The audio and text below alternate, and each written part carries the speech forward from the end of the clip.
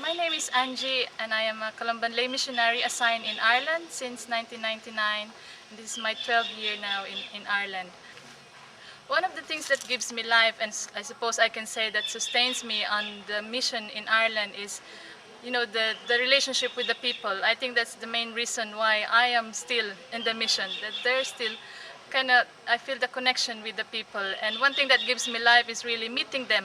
Like I do mission appeal and I meet the priest and the people in the parish, and sometimes I meet some friends of the Columbans and some relatives of the Columbans, and somehow that gives me some kind of excitement of meeting those people who knows the Columbans and who really are connected to the work of the Columbans.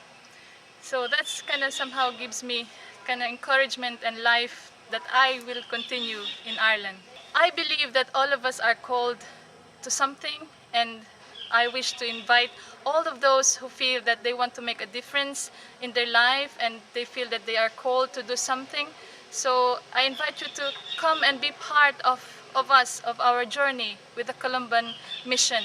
And we really want you to really know your own purpose and your own meaning in life, and hopefully that you will find that and be able to discern about your own mission in life.